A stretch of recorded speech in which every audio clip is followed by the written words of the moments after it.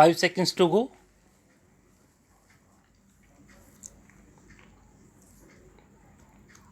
Start. Sir, politics has always been defined as a system under which you determine who gets what, how much, and how.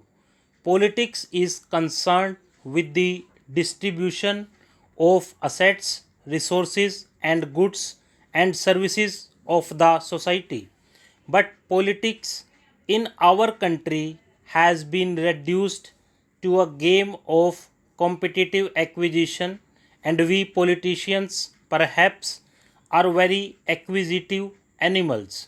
We are always confronting each other in order to get wealth, very hopefully for our states, for our regions, for our communities, a bigger share of the cake.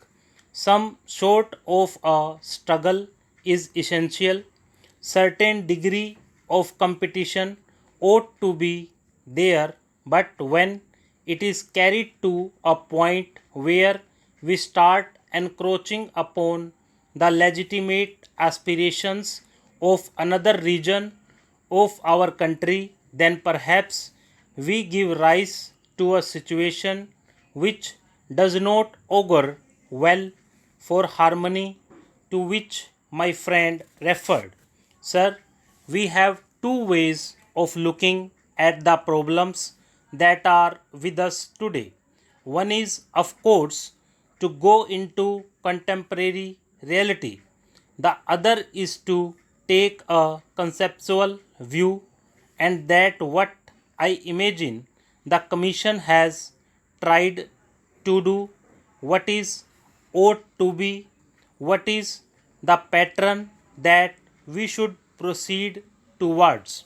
Of course, the real test will always be how we can change from the contemporary reality to that ideal which we are harping on. But the tendency that we find today, whether it is the central government or the state governments, the overall tendency over the last 50 years has been that every political party in our country and every political leader has been speaking in terms of decentralization or power, keeping in view that surrender is the ultimate test.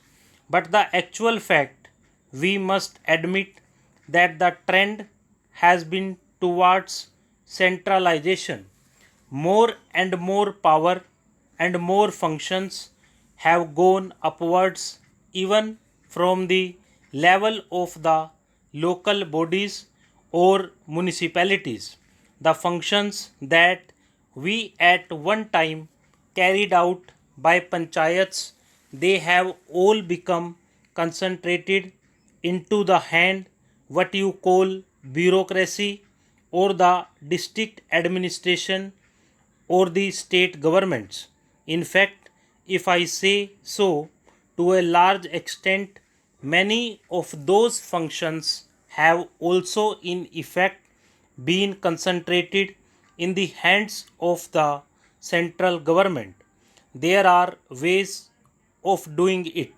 Some are blessed with favors and some are looked at with disfavor, and that creates to my mind a situation which I think in the larger national interest we should avoid. So how do we reverse this trend? This is a question to my mind.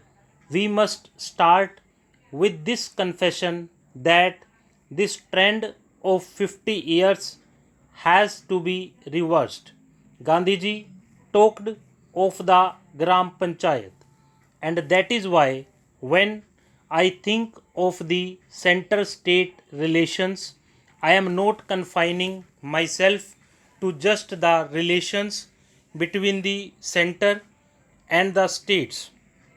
I think you have to think of the center state relations in the larger perspective of decentralization of power when it logically follows that a state government must be prepared to share its power with the district level, and whatever authority we have at the district level, that power should be decentralized to the block level and right down to the gram panchayat level. And I was very happy the other day when the Prime Minister did talk about reversing the planning process. That is what we have been arguing for so many years, that economic and social planning of this country must not be carried out in the ivory towers of Delhi. It must begin from the grassroots level. A combination of panchayat plan must give us a district plans. A combination of district plans must give us a state plan. And similarly, a combination of state plans must finally give us the national plan. Of course, I am not taking into considerations those specific areas of authority in which, for example, the center is supreme. There, of course, the center has to plan by itself. I will come to that later, but broadly, that should be the pattern.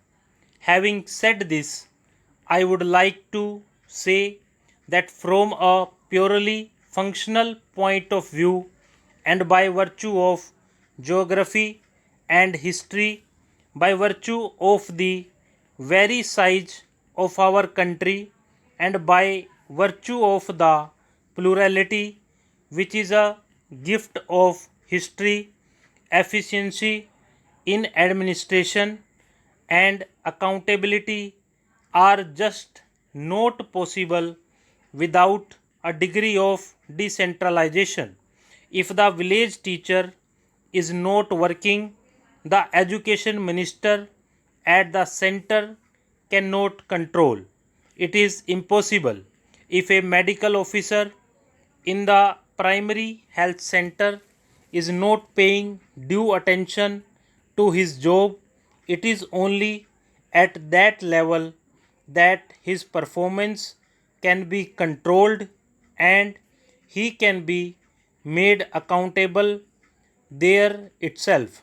Therefore, there has to be monitoring at that level, and for that monitoring to be effective, there has to be authority vested at that level. Stop.